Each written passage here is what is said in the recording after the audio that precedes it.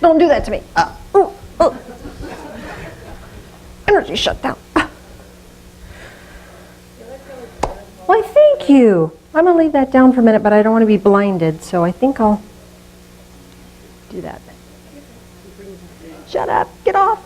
Thank you. All right. Hi there. Phil, is the microphone too echoey? Echo, echo, echo. It's the mic? We're good?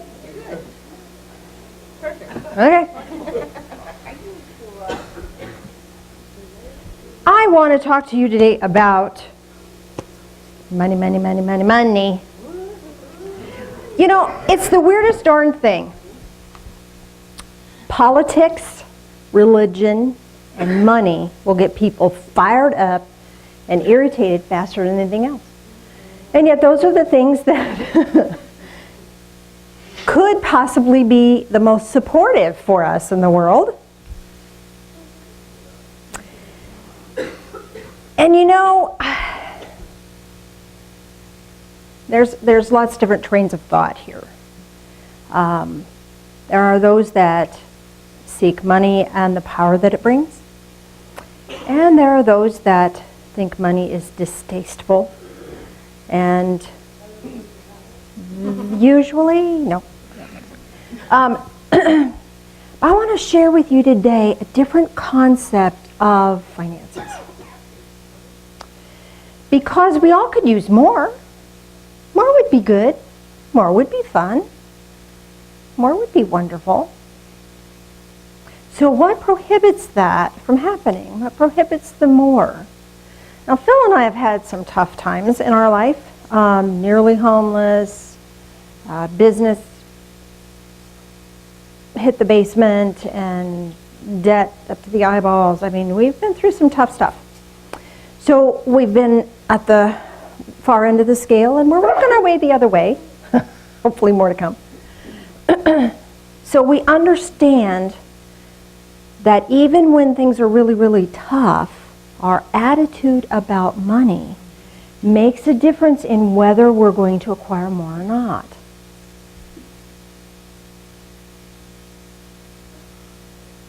I need to talk to you a little bit about manifesting in this subject. Two things I want you to keep in mind. Manifesting, we're going to talk about that a little bit, and money is energetically void. Money is energetically void. The energy of money is passed through. I pass from that person to this person. I go from here, I go from there. It has no energy of itself but what we give it. Okay? We can make it our Lord and Master, or we can make it a servant. Our choice. Our choice. So with that said, keep in mind, money is energetically neutral. If I'm going to do a psychometry reading, which is I take an object and I read it, money, unless it's been someone's constant companion for years and years, will not have an energetic attachment to it. It will not hold energy to it. It's an energetic flow. It's all about the flow. So it doesn't hold any energy. And it only will hold the energy you give it for a very short time. And then it's on, back to neutral. Okay, so the money isn't the deal. Keep that in mind. Now let's talk about manifesting. Here's the deal with manifesting. Let's say you wake up one day and you decide, I want an elephant. The universe goes, an elephant? Okay, well, let's see what our stockpile of elephants look like. We got an elephant over here that could use a home. All right. I think we could get that to work out. First thing we got to do, though, is we really need to teach you how to communicate non-verbally. So, and you're not living in the right spot. You don't have a home big enough for an elephant. So here's what we'll do. We'll bring a really rotten neighbor in that's stubborn and powerful but hard-minded. And you're going to need to learn to communicate with this thing without using words. So this neighbor, okay, now we got to get this neighbor to move. They're about ready to move, so Let's help them along, encourage them to put their house on the market. Okay. Meantime, you're going, I want an elephant. Where's my elephant? I want an elephant now. Where's my elephant? The universe is going, okay, we're working on it. So they get this person to move, and then they bring in, they get somebody to see the house. They'll fall in love with it. But it's got to be the right person. It's got to be this person that's going to bring you the lessons that you need so you can be a good elephant mommy or good elephant daddy. Okay? So then they bring this neighbor in, and the dynamic starts working, and all of a sudden you go, I don't want an elephant. I want a bunny rabbit. Okay, well, you asked for it, you got it. Now you have this wonderful neighbor. You're still going to get that lesson. How fun is that? And let's see if we can't work on that bunny rabbit for you. So that's manifesting. Now the wonderful thing is I could go, I want an elephant, I want an elephant, I want an elephant. And it doesn't happen right away. Because you know what? That would be a really big manifesting. And maybe that wouldn't be the best thing for me. So, sometimes it's good that things take their time. But sometimes the things that are in process are things that are in process because of what we thought 5 years ago. Same thing financially. What you have now is the result of what you thought 5 years ago, consistently and energetically projected. And it's not just a thought, it's that whole intensity of, this is what I want in my life. And you know how the universe knows that? Because that's the state of being you're in. I want to be miserable because I am, and I'm just being in that all the time. I think Christopher said last Sunday, living in the wound. We live in the wound, and so what happens? More wound, more things that will wound us. So where we're at right now is a result of emotionally, intent-wise, and mentally where we were years ago. If you don't like now, think a new thought, do a new thing, experience a new thing. Now here's the other part of manifesting that I think you need to know. The universe plays this lovely, wonderful game. It's not really a game, but it's kind of a game. It's called Sure Enough. Phil and I lived in the South for a bit, and in Texas. And people say, Sure Enough.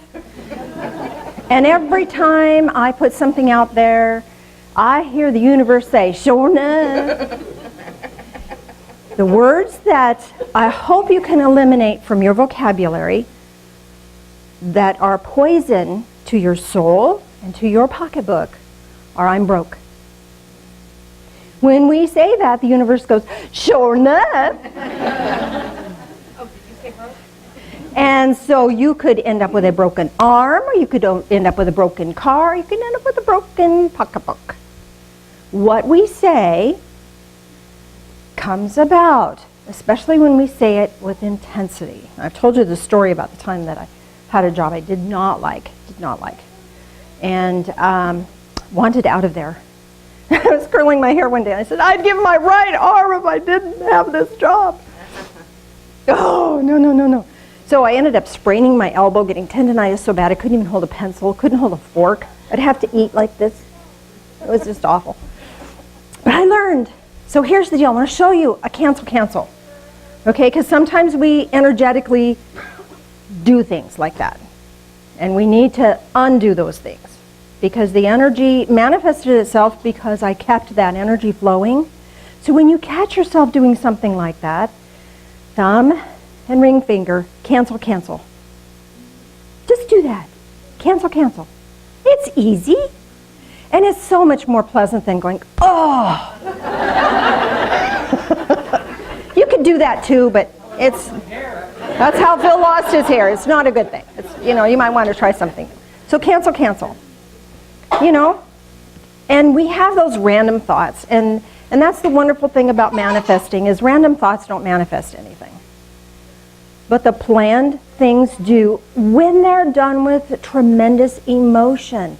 Emotion is the currency of manifesting.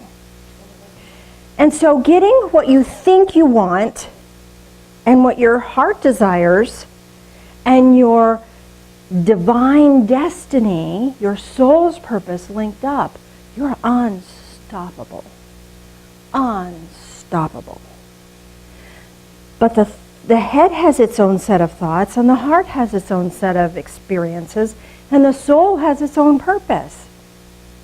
And sometimes the head gets in the way, doesn't it?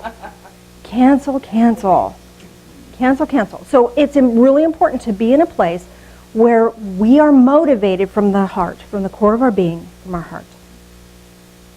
Now, with that said, when we can get in that divine state of being in the heart space and link in with the universe, divine source, whatever that is for you, then we can ask, then we can manifest, and then it's bestowed. Okay? But half the problem is we have a bad attitude about money. We have a bad attitude about money. I had this friend, and we'd go get a Coke or something, and she'd pull money out of her pocket, just wad it up. Just wad it up. And I thought, that's disrespectful for money. So we talked about that. She started lining her money up and folding it up and then putting it. And as soon as she started doing that and had a different attitude about her money, she got an inheritance. Got her feet back on the ground. Sad that it was an inheritance, but it was an uncle she didn't know, so it was not an emotional loss at the same time.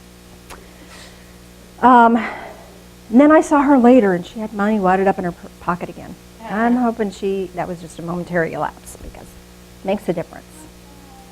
I want us to look at a bill. So, Mr. Phil, if you could cue that up. Let me turn this back on again. Hello. I was pointing at a Phil. Start those. Come on. There we go. Did it do something? There it is.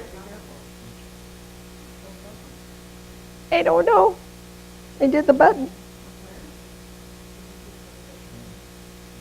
The light's on. Oh, there it is. Okay, could we turn the center lights are off? Here we are.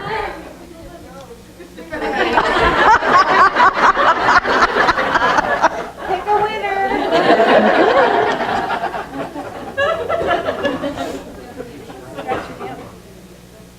Okay, here's the deal. I did this message about 5 years ago. Well, wait. 5 years ago. And the title of this is Money Talks, because it'll talk to you if you communicate with it.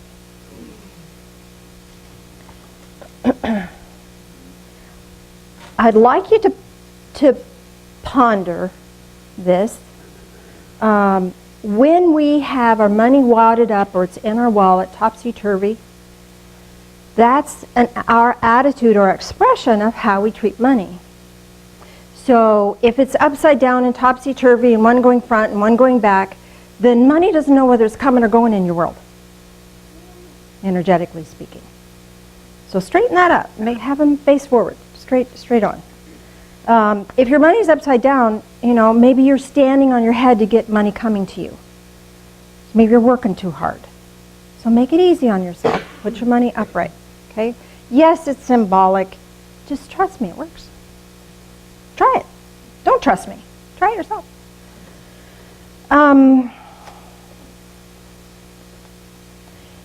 If you have your money facing away from you, you're telling your money, go away from me. You're saying, go away. I don't want to see your face. And what does the universe say? Show enough. Show enough. Okay, so now you have those little debit cards.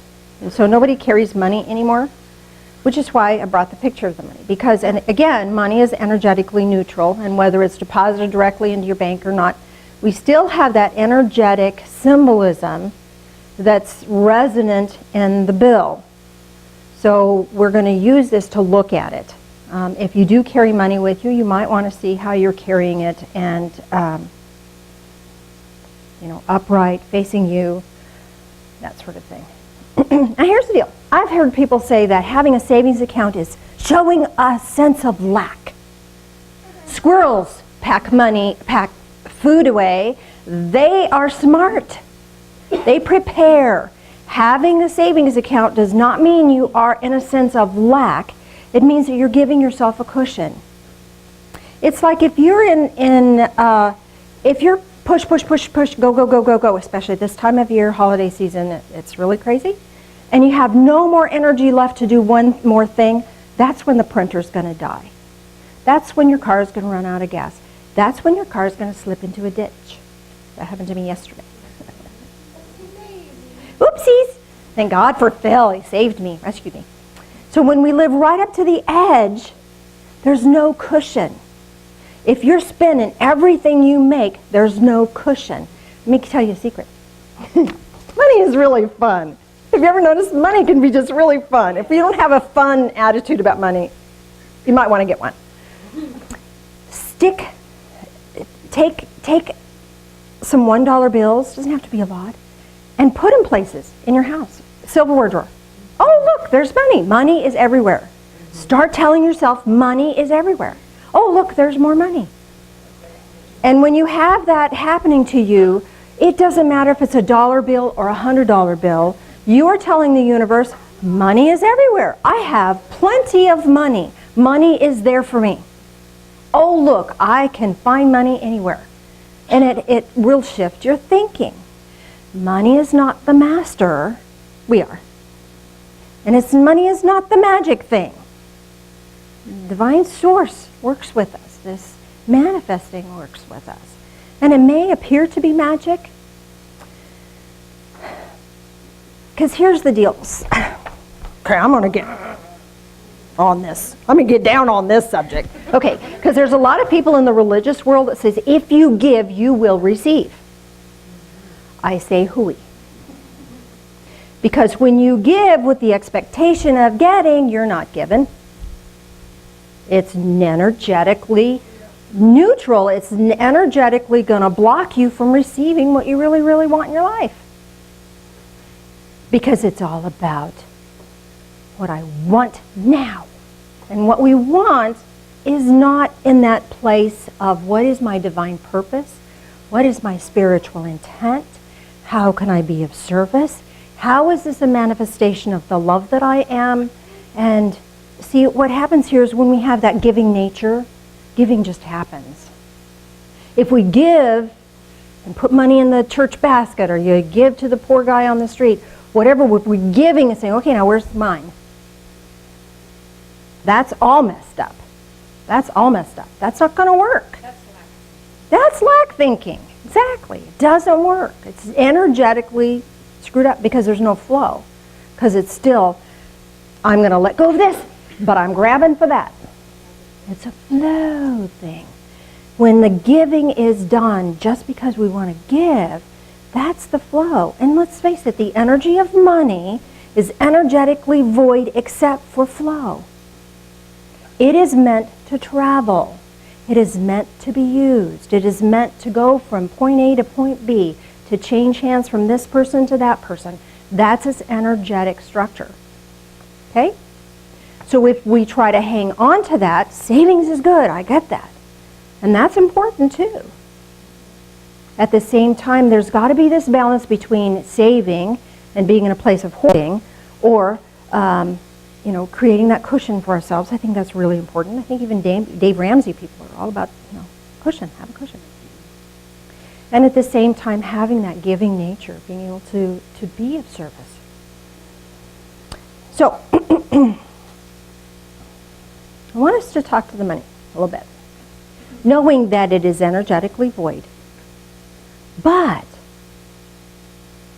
it has a voice. It is symbolic of all that is out there for you to receive. So symbolically, it has a lot of energy, a lot of power. All right, so let's look at that energy and let's look at that power. All right. Now here's the deal. You could also, okay, where's my darn soapbox today? I need my soapbox today. Had somebody who wrote a check. I'm writing a check to myself for $1 million. Okay? Are you doing $1 million stuff to get the $1 million? If you're not willing to do $1 million stuff, sure enough, it's going to stay written on that check. Does that make sense? I mean, all these magic things that people say, oh, just write yourself a check for $1 million. Then do $1 million worth of work. Do the deal. Make sense? Okay, I'll get back off my soapbox now. All right. As we look at this, that's old Ben Franklin. Good old Ben. He was a very creative guy. He's the guy who created glasses. And he created the stove that sat out in the middle of the room so the whole room could be warm rather than a fireplace. He discovered electricity. So he's very clever. Fitting that he's on $100 bill. He's a very clever guy. So whether you're tapping into Ben Franklin energetically or you're tapping into higher source that's using this to get to you, whatever, or you're just getting your own subconscious going. I can't answer what is actually happening. You will get an answer if you ask. So let's ask. Let's ask some things. I want you to sense into the dollar bill. Look in his eyes. Look in his face. Sense into that. What energy does this money have? What energy does this money have? Now, we're not talking about the money itself that has no energy. We're talking about the symbolism of the money that is going to be represented to you through divine source in this activity. All right? So what is the energy of this money? Is it weak? Is it strong? Is it urgent? Is it calm? Is it, what's the energy that you're getting from that? What's the energy about that? What are you experiencing? Now check it out in your body. When you look at that, what energy are you experiencing in your body? What do you feel? That makes sense?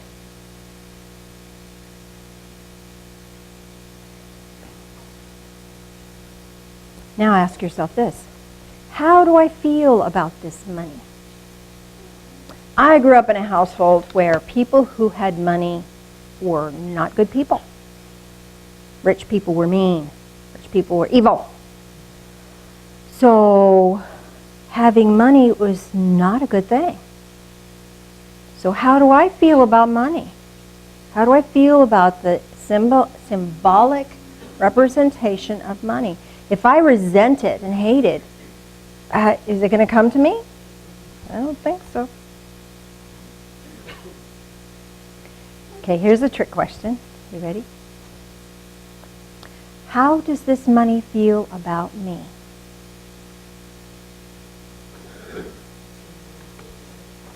How does this money feel about me? Does it feel resentful that you disregard it so easily? Is it grateful that you use it wisely? Wait for that response. Really, really pay attention here. How do I treat this money? How do I treat it? If you blow it unnecessarily on just buying stuff because you can, that's a form of disrespect. Disrespecting yourself, disrespecting the finances, disrespecting the flow. Okay? If you hang on to it and hoard it mercilessly, look about that. Look at that. Ask the money, how do you feel about the way I treat you? How do you feel about the way I treat you?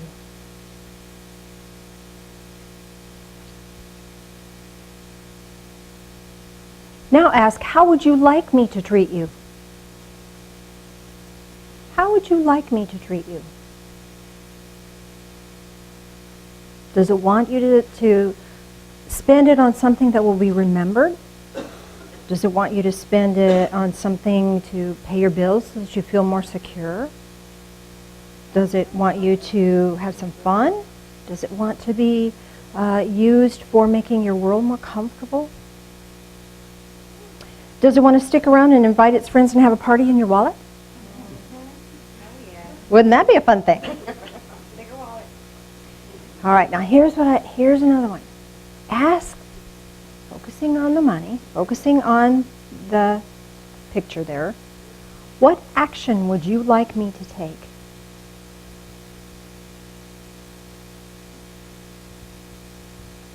If you have a sense that the face is looking into the future, it may want you to do some planning. If it's really looking at your face, it might want you to face something in your life.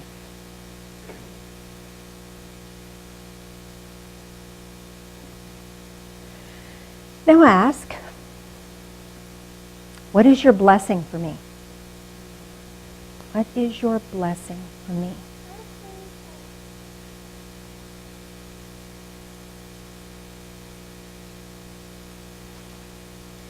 What is your hope for me?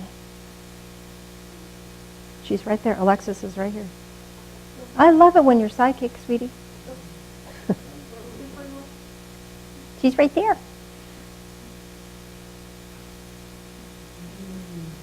That was cute. That was cute. Did you send a beacon out for Alexis?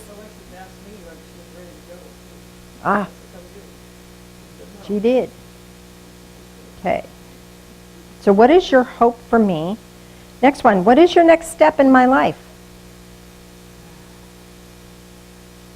What is your next step in my life?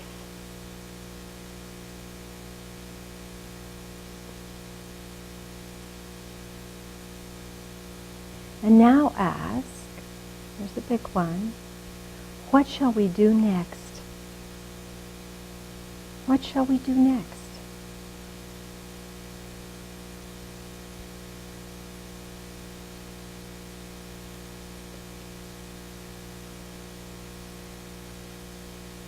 Money is a tool. Allow this tool to work for you. Be conscious of it and allow it to work for you.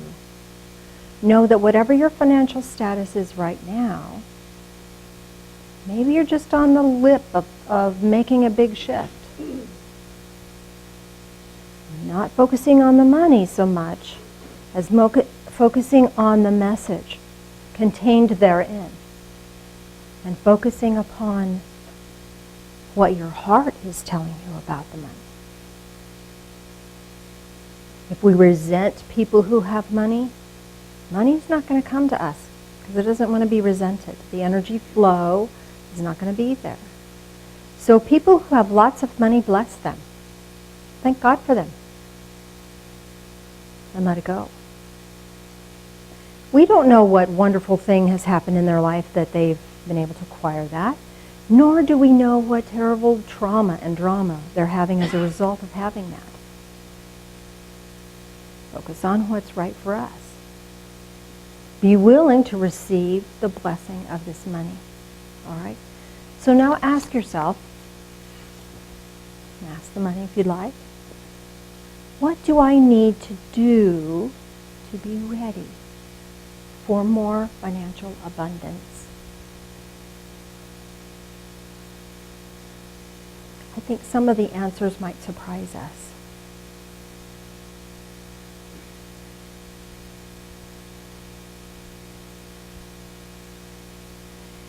Now here's the deal.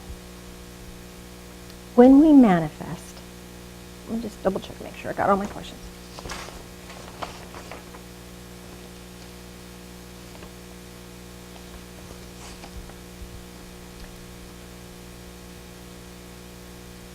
Yeah. Yeah. Okay. So when we're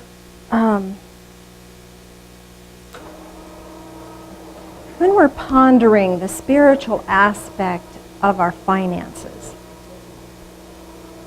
it's a tricky thing. It's a tricky thing.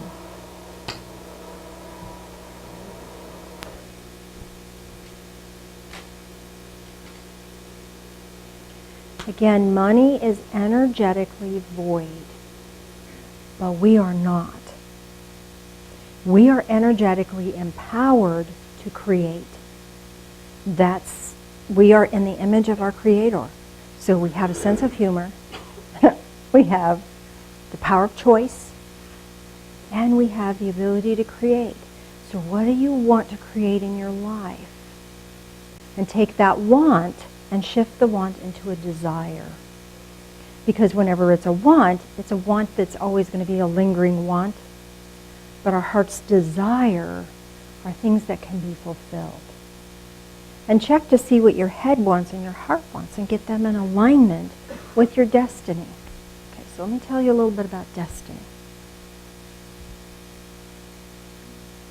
Destiny is that essence of divine truth within you that has a specific manifestation or expression here in this life.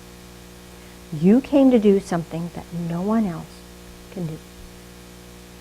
You came to do something that no one else can do, like you do. And you don't even have to know what that is. Being willing to do what is in your heart to do will lead you in the right direction. Sometimes the things that aggravate us the most are the things that give us a clue about where our divine destiny lies. I have to laugh.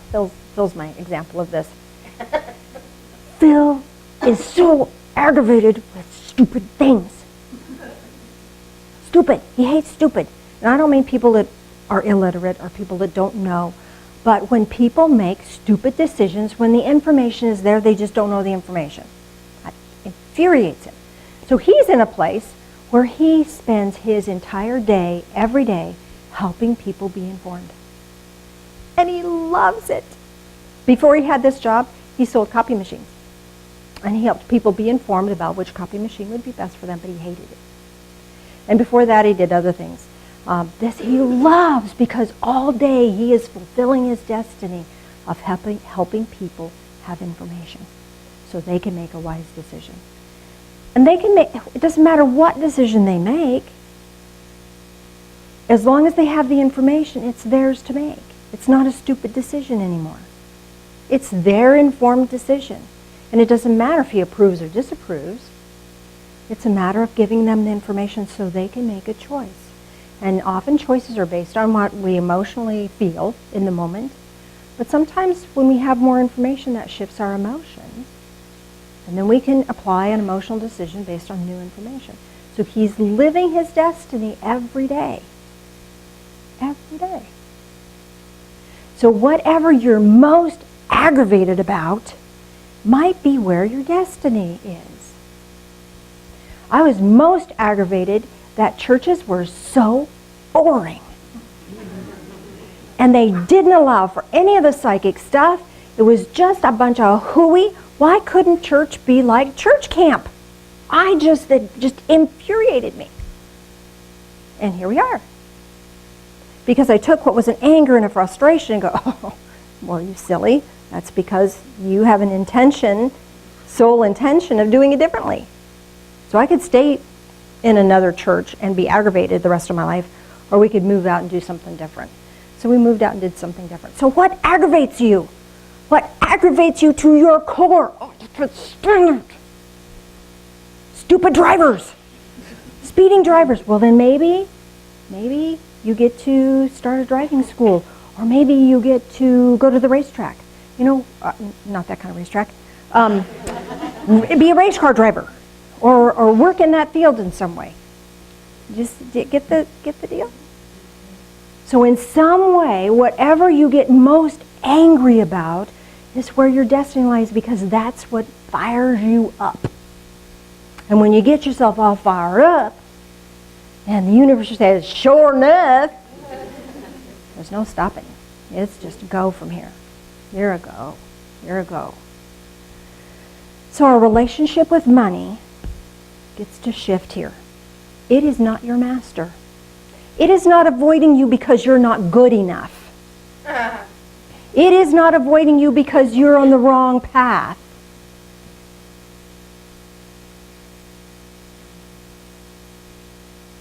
It's just time to do it differently. It's time to do it differently. Treat it with honor and respect, and it will treat you with honor and respect. Make sense? Now, this is kind of a weird thing for a church service, and I kind of sticking my neck out there and stepping out on a limb to do this. But I really, really is important for me to help you understand this, because it's far better to have stuff than it is to have not. So I want you to get this. It's like there is this universe of abundance out there. And we get access to that. We get to have access to that. I want you to have access to that. I want me to have access to that. We have a divine right to be blessed. So let's open the floodgates and let it come on in. What do you think? What do you think? Is there any questions before we proceed? Yes, ma'am.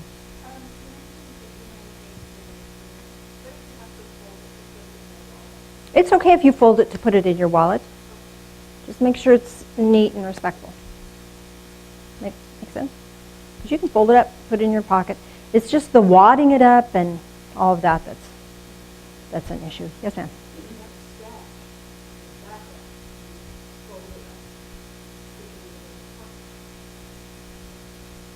Yeah, stash is good. See, here's the deal. When you have a stash or you have an extra little bit to the side somewhere, then you energetically are never broke, even if it's $1. A person who doesn't have $1 to their name feels that energetically, and energetically their body is saying, I don't even have $1. And the universe says, sure enough. Make sense? Mr. Phil.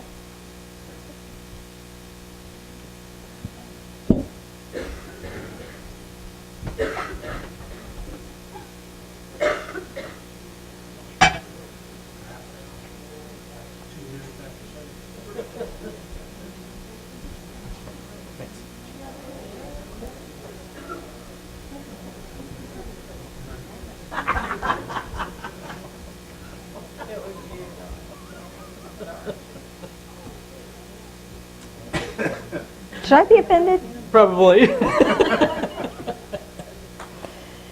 All right. Communion is a Christian tradition. Whether you're Christian or not, you're welcome to participate. Unleavened bread, if you like the tradition of that. Rice cakes, if you're wheat intolerant. Animal crackers, if you would like to honor a Native American pathway or whatever. So whatever works for you works for us. Would you join us in prayer, please? Loving Spirit of light, this is a physical symbol of our connection to you. A physical symbol of the nurturance that you give to us. Help us to receive it with gratitude. And in that gratitude, allow ourselves to be willing and ready to give and receive abundantly. These things we pray in the name of Jesus. Amen.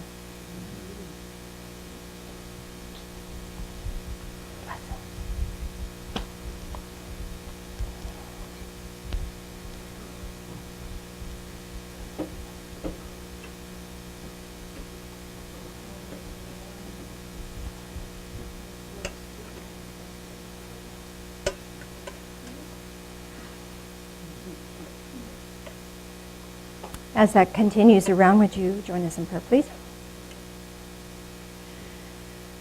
Loving Spirit of light, as we drink this in, help us to drink in love.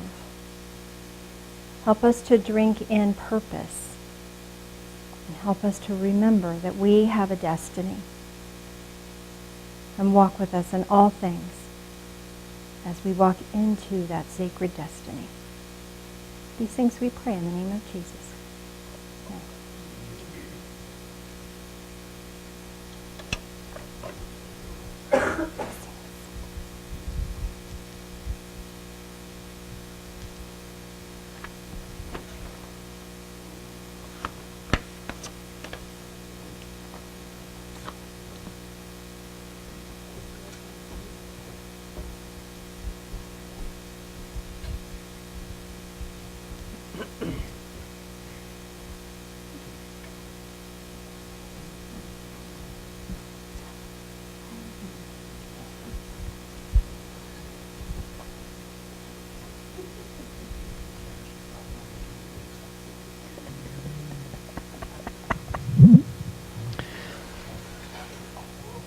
Okay. We have a volunteer. Ooh. Right on. It's funny, I start looking around, everybody's eyes go down.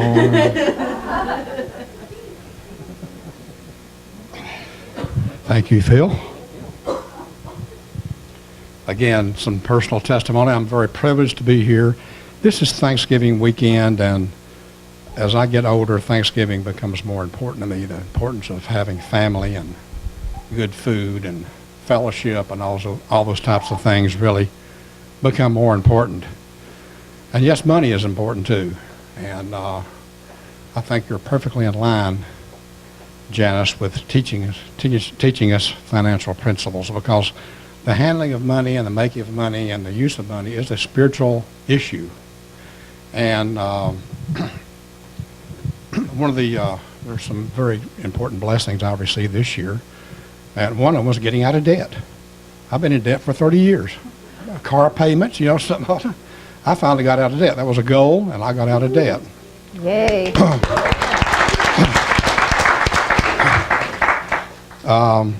Another blessing was the Dave Ramsey course. I don't know if you've heard of that or not, but I took that, and it was a great blessing. And I'd like to maybe, if we can get that here sometime, because Dave Ramsey, of course, some of you hear him on the radio and so forth, but he stresses the spiritual importance of money and how that interfaces with your thoughts spiritually about money and your use of it. Anyway, I want to recite a prayer that I learned right here concerning blessings and finances and so forth. So if you'll bow with me, I'll recite that. It is in giving that we receive. As we sow abundantly, we receive abundantly. As I give and share generously and abundantly, my life is blessed with tremendous health, wealth, love, laughter, learning, and legacy. Money flows to me easily and constantly in great abundance. Whatever I invest comes back to me many, many times. My life is blessed with tremendous health, wealth, love, laughter, learning, legacy, and I'm financially anointed and blessed. But I live a life of moderation, discipline, and spirituality. I'm healthy and very happy. I'm enjoying every moment of my life. With thanks and full faith, so be it, and so it is. So please give whatever you can, even if it's your love and your thoughts. We appreciate it. Thank you.